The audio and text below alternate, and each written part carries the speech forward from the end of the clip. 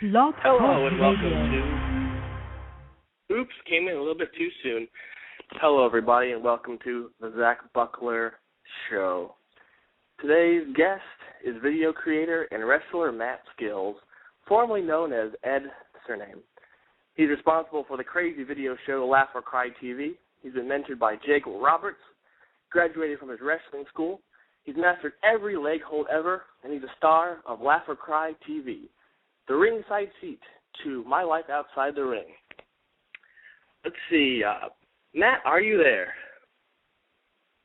Let's see here. I got you on mute. Hello, Matt. Are you there? Hello. I'm here. Hey, Can you hear me now? Yeah, I can hear you great. Well, How's thanks it for coming going, on all the right? show.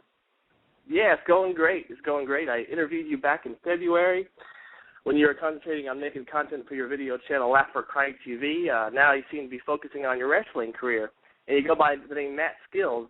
What happened to the character Ed Surname?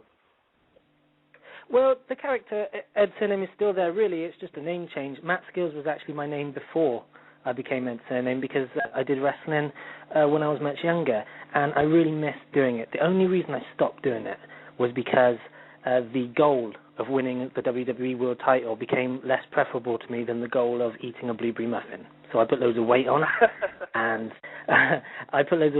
and in the in-between years when I was overweight and unable to wrestle, I filled my time by putting all these videos that I've made of my life, 500 hours so far. I put them to use by creating Laugh or Cry TV, and really it's still my priority because it's going to follow my wrestling career when that takes off again. So the Laugh or Cry TV isn't going away, although we're on hiatus at the moment, and I am indeed focusing on my wrestling career right now. I'm actually wrestling tomorrow, and I'm really looking forward to it. Oh, very nice. So who are you wrestling? Well, actually, it's just a training session. I was actually exaggerating the training session, hoping that you wouldn't follow that up with a question about who I was wrestling. So it's going to be, it's the first time I've done it, though, in quite a while, so I'm excited, really pleased, and that's going to be looking forward to the future, the very near future, when I make my re-debut on either an NCW show or a W3L show. They are my favorite promotions over here. Oh, very nice. So you go by Matt Skills, that's your wrestling name. How's the development of the character going? Do you know when it's going to be fully developed? You said that you're still working on the character itself. How's that going? I'm not still working on the character itself, actually, because the character is me. That's the way to do it. People who get into the ring and try to make a character, it can last for a while, but the way to really do it is to have that character be you, maybe with the volume turned up a little bit. But if it's you, then you can call on your own emotion. You can call on the things that have happened to you, and you can feed it into a match, and you can be yourself. That's really the key, being yourself. So I've never tried to be a character in the ring. I've seen what comes out. I've seen what happens, and Jake saw that too, and we developed the character together. Just so happens that I work leg holds, and the reason I do that is because I'm not deluded. It's a big man's game, okay? There's a lot of people that are 6'6", they're 300 pounds, but how big are they when I've just taken their legs out and I stand on their chest? It's me that looks bigger than them. So I have indeed mastered every leg hold in the world, which is how you open the show, by telling people that. That is a true fact about me. And it's a mat-based style. And for those who may not be familiar with wrestling terms, mat skills are what are referred to as when you have a mat-based style, when you're doing moves on the mat, on the canvas, and there's locks and holds and things like that, you're thought to have good mat skills. So Matt Skills is a very a good name that actually is very descriptive of me. Very nice, very interesting, very clever. So what wrestling league did you say you're in now? Well, actually, my favorite ones, I wrestle all around the UK, and I've wrestled in America as well, but my favorite ones are NCW, run by David Paris, and W3L in Scotland, which is run by Mike Musso. Oh, cool. So how often do you train, and how often are you in matches? Well, the matches as much as possible. I'm really busy at the moment just training. I'm training like a maniac because I'm trying to lose weight. I've been like an absolute maniac in the gym. I've been doing like 3 runs a day, and I've been doing weight sessions. I haven't had a day off for ages, which actually is a bit silly because you're advised to rest. But I really can't wait to get back to doing it how I used to do it. And so I've been like a maniac in the gym, and as far as training goes, It's really just whenever I can. It happens to be, if it's maybe a few times a week, that's good. And then when it gets going again, the matches were, because of the UK scene, the matches are normally on the weekends. So that could be Friday, Saturday, and Sunday. There are some in the week too, but you can't attend shows that aren't going on, and most of them do go on at the weekends. Oh, cool. So what's the worst injury you sustained due to wrestling? Actually, that's something that I do pride myself on. I haven't been injured in the ring, and I haven't injured anyone else either. And that's because I am very careful. I'm very respectful of what's actually happening in the ring, which is that you give each other your bodies to look after. And to be reckless would be something that's very unprofessional. And so far, I can say that I haven't injured myself, so I haven't had a worse injury. Well, that's great. Do you give advice to people about how to wrestle well and not get injured, or what? Well, it's quite difficult because I wouldn't turn up and impose my knowledge on other people, because they might take that the wrong way. If somebody were to ask me, I'd suggest to them that they should think long term, because there are lots of people that are amazing to watch, and they do lots of high-flying things, and they are indeed amazing to watch, but they're kind of like a shooting star, because they look good now, but they'll burn out really fast. They won't be able to do that act when they're 60. I could do mine when I'm 60, and there are a few wrestlers that are still going strong right now where that's the case, and I would like to pattern myself on that aspect of them. Oh, awesome. All right, now I want to talk to you about your website, Laugh or Cry TV. Yeah. You're revamping the site. Tell me about what the new site will entail. Well, the site, for those who haven't seen it, Laugh or Cry TV is a show that's every Thursday on laugholcrytv.com, and it's really my life. It follows everything that's going on in my life. So in the years past, that would be stunts, or maybe things that have been going on the street, like I create bizarre things on the street, like sleeping in bed shops is the example I always give, because it's quite descriptive. I slept in a bed shop with nothing on, and then the manager goes mad and all that, and then we film the reactions. But I'm not deluded there either, because I'm aware that there are other shows that have been in the past that have indeed shown those types of things on their shows. That on its own isn't new. But what's completely new and different about my show is that we've been, with the help of therapists, analysing why I would think such a thing is good to do. Like, why is it that I thought that that's funny? Why is it that I feel compelled to do that? Why is it that I could do it without any relative embarrassment? And why is it that I think that would make for good viewing? We analyse my whole life, my whole personality, go in depth with the help of real therapists, and we look at the background for all of that. And it's a show that's never been done before. It really is not just what happens in my life, but why is it all happening? And that aspect is going to totally remain true to Laugh or Cry TV. It's just that going forward, it's going to be covering what I'm doing right now, which is a massive emphasis on wrestling. And it's going to be following me around on the road. It's going to be showing my matches, my interviews, the promos that I do before matches, what I'm thinking. And at the end of my career, in many decades' time, there's going to be something that no one else in the world has or ever has, probably won't ever have, because I can't see anybody doing it like I've done it, which is an absolute full document of not only my full career, but also my full real personal life. And it's something that is really hard to do. It's very integral to my whole life. Every day it involves lots of work on it. But it's also really good because it's like a scrapbook. My whole life, which I've made a career out of, is like a scrapbook, which is fun to do. And hopefully other people have fun watching it as well. That's great. So when's the new site going to be out, do you think? Well, at the moment, there is still, for people listening, you can go there and see my blog. I write a blog. I actually like the blog better than the videos, because it's, for some reason, when I write, it's more me. I come out more. It's more immediate. Whereas with videos, you have to edit and things like that. And so sometimes, I still like it, but I prefer the blog, and you can check that out now. That's at laugholcrytv.com. But all the features that were there, they're all still here. It's just that there's been some issues beyond my control to where it's been taken down. So the site is going to be up probably within a few weeks, and there's going to be details within my blog of exactly when. So there's going to be details on all of that, and it's all going to be coming back, and with some new features too.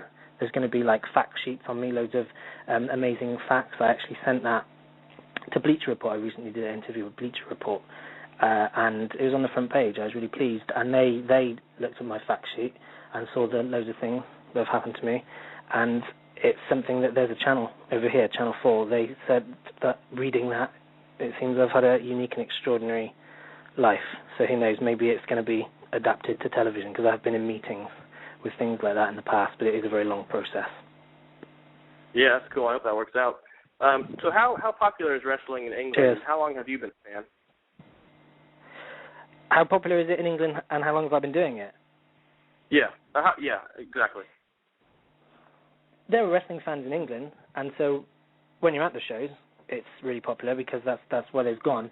But as far as the general public goes, nothing can compare to America. America is really where it is, and I really like wrestling in America and traveling to America. It's not as popular on the UK scene. Having said that, the people who are wrestling fans are actually really die-hard wrestling fans. And Sure. As far as how long I've been doing it, there's kind of two answers to that question, because I've been physically wrestling since 2004 is when I made my debut, but I was training before that, and I've been studying it really since I started watching it, which was by accident when I was 8, and I've been studying it since then because I saw it for what it was, which is I personally think the world's best art form. Everything is in there. You can make people laugh, you can make people cry, feel angry, feel really happy, feel sad. You can have people cheering for you, and you can have people going against you. Anybody can understand a wrestling match. It crosses language barriers. You could have anybody from any country, from any culture, and they could enjoy a wrestling match because it's all about body language. And I saw that in it when I first watched it, the very first time, and so I've been studying it since then. So my journey started then, but I've been physically doing it since 2004. Okay, very good. Now, you trained with Jake Roberts in North Carolina, is that right? No. I've wrestled in North sorry. Carolina. I wrestled in North Carolina, but I trained with him over here when he was over here. But, I mean, he's mentored me the whole time, so I suppose he did technically train. He was teaching me the time that we were in North Carolina. But it was really, the whole experience was exhilarating. I went every week, and it was for about 3 years when he had his training school over here, the Snake Pit, and he's been so nice to me and my wife. We really missed him on a personal level as well. We want to go back as soon as possible. It just so happens that I'm over here right now. And it's something that I'm really looking forward to. I'm going to be going over there as soon as possible, but in the meantime, I'm really enjoying giving life to what he's taught me and doing it in wrestling matches. Yeah. Yeah, I'm curious what part of North Carolina you were trained in. Oh, what part of North Carolina I wrestled in was, I have it written down. I have it written down in my diary, but I can't quite remember because all I know is that we got in the car and headed to North Carolina. Yeah. But it was in a barn, if that helps. Yeah. Yeah, there's it was barns. It was in a barn, and it was next to a KFC, is my everlasting memories of North Carolina. It was a really nice place. We drove past Savannah on the way. Okay. You know, the really nice place with all the nice trees. Very nice. I suppose I have to narrow it down a bit because there's a lot of places that have trees, but... Yeah. What year did you start training with Jake Roberts, or the Jake Roberts organization? It was in early 2002, and it continued after my debut match. It was in early 2002, yeah. It's a weird story of how it started, but I think I might have mentioned it the last time I was on your show, but for people who didn't hear that, what happened was I was keen to start training when I was of the age that most schools would take me, which is about 17, 18. And for years I tried to get into loads of schools, and I was rejected. And I put an advert in a wrestling magazine over here, and I gave my number, and I said, please call me if anybody can train me. If there's any organizations out there that you know of, or if you're experienced, I need someone to train me. And I got no sensible responses. I got loads of prank calls, people pretending to be wrestlers, phoning me up at 4 a.m, saying I'm Ric Flair, woo, and all that sort of stuff. And they didn't do that well, but it really woke me up. And I got fed up of it, really.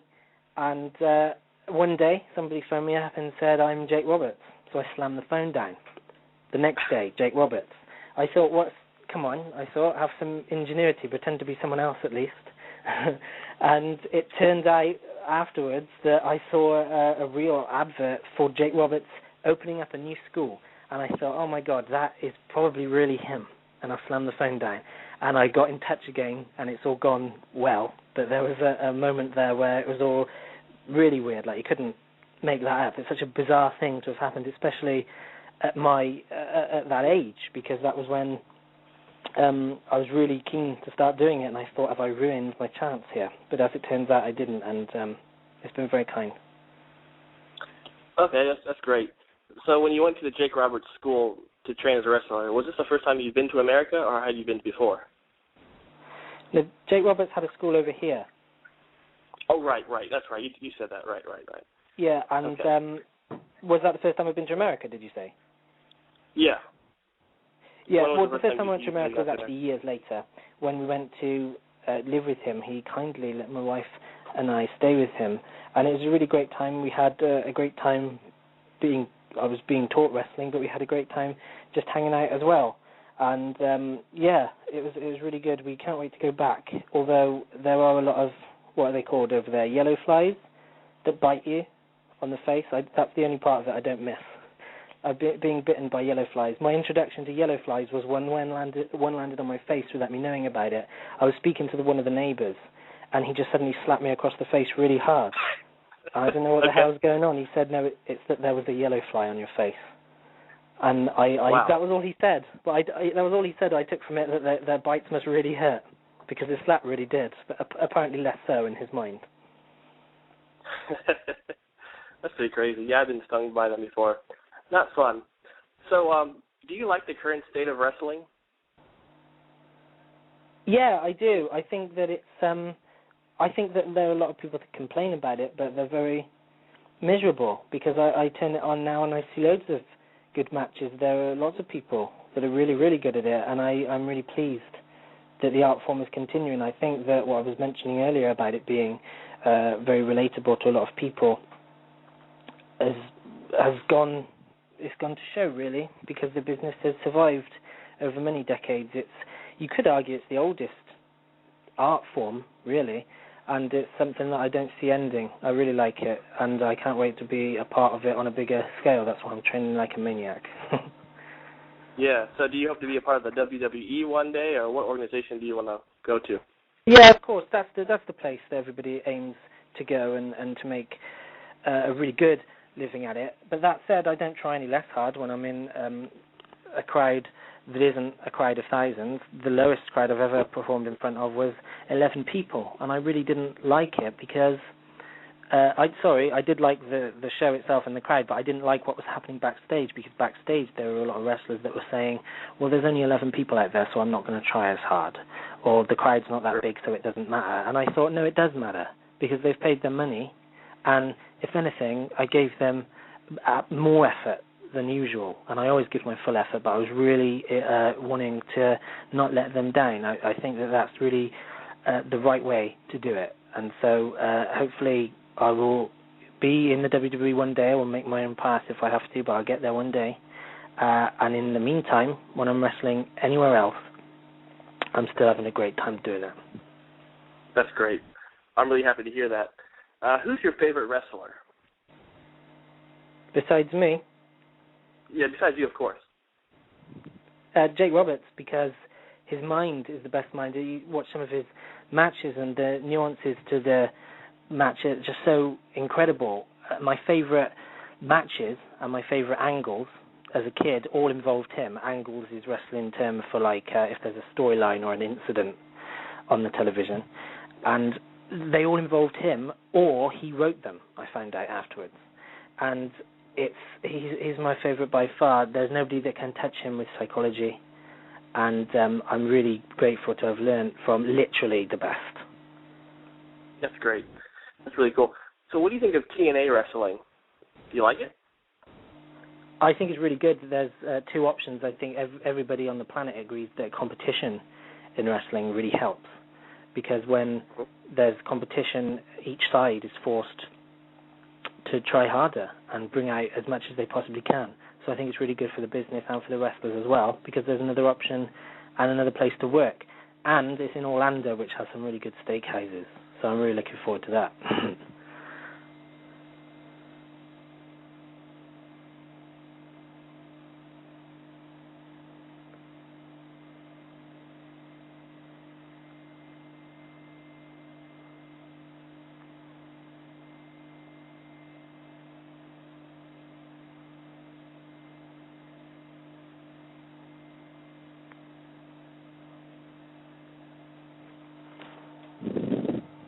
Hello?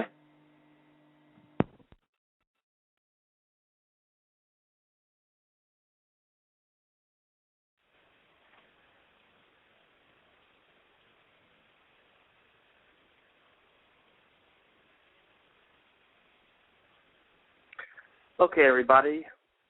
I got dropped from the call, and so did Matt, but here he is. Let me unmute him. Yeah, one Cut off, but I can hear you now. Hey, sorry about Hi, that. I just got off the air for a second, so we're back. All right, good. So I'll continue with what you were saying. I'm sorry about that. That's fine. What's happening? I finished. I don't really know when don't it got cut off. Okay, well, let's it just dropped carry my on. call and then it dropped yours, so Blog Talk Radio is being silly. Okay. Yeah, so you were telling me about the TNA wrestling and how it's good to be, how it's competing different type of wrestling forces out there to compete with WWE. So I don't know if you want to keep talking about that or what. It's good for the business because of that, but it's also good for the wrestlers because there's another place to work. And I was mentioning that it's in Orlando, and they have really good steakhouses in Orlando, so it would be a really good place to work for me. Yeah, exactly. And then it all went dead. I'm sorry, can you say that again?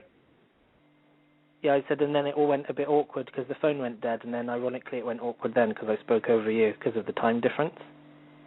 Oh, right. Well, no problem. So, why do you think Hulk Hogan left the WWE to join the TNA League? What's up with that? Well, the honest answer is I don't know. He didn't really leave, though, because he didn't leave specifically because he wasn't working for them at the time. But to be honest, it's not my business. I don't know. If I was answering that question, it would just be pure speculation. I'm afraid I don't know. Yeah, that's fine. So I was reading one of your blog posts, and you said you turned down the mobile company offering you to pay for your videos or a video for pay per download. You said you left New York City TV, Camden Radio.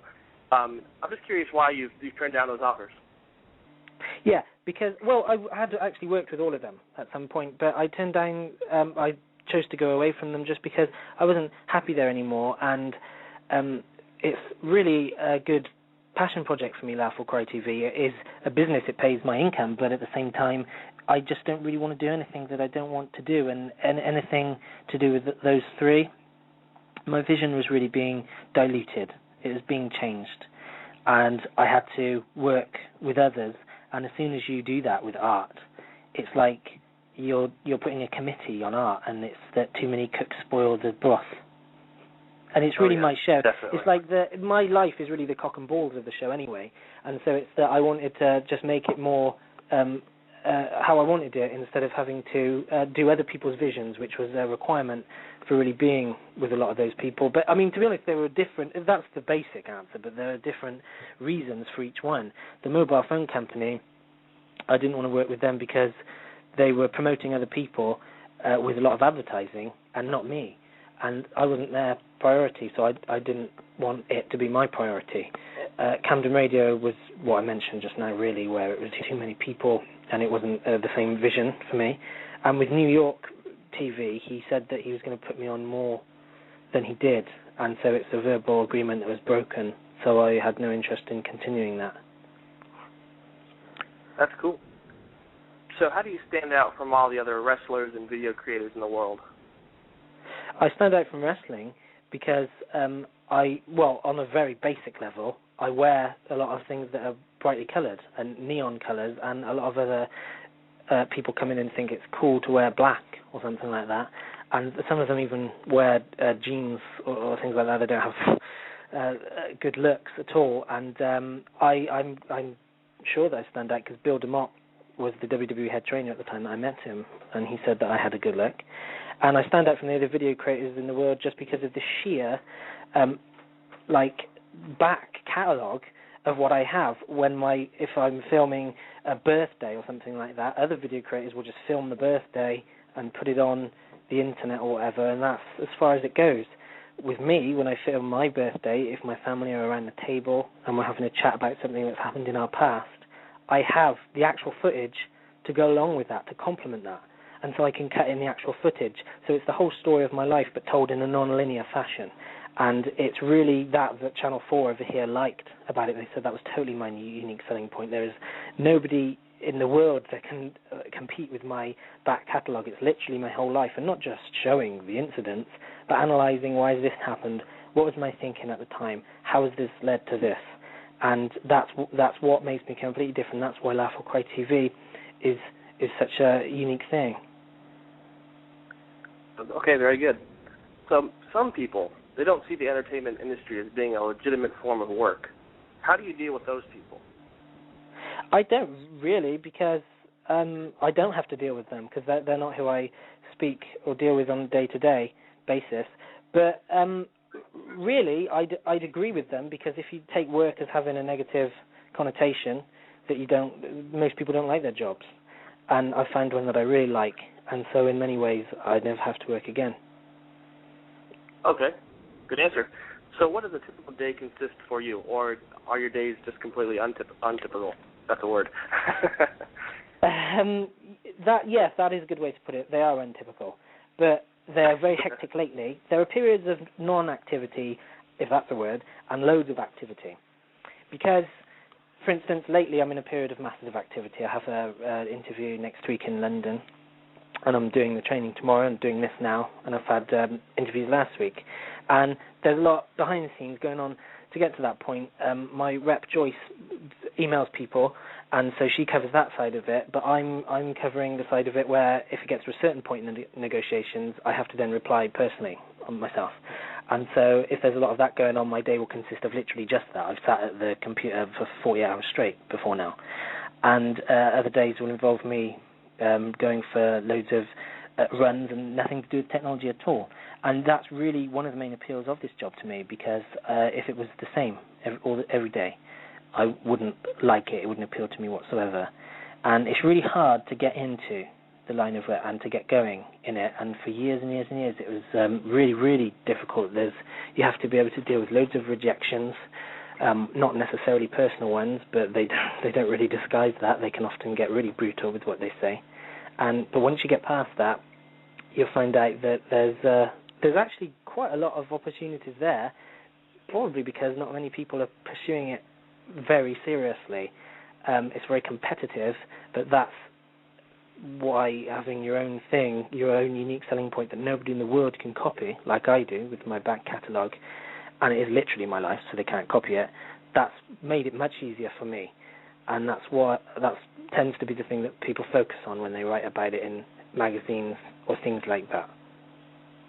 Well, that's very nice. I should also mention real quickly, we're about out of time, I should mention that I'm working on a crazy video for Laugh or Cry TV, so everyone listening, look out for that video soon. And Matt, thank you so much for coming on the show. We want you back real soon.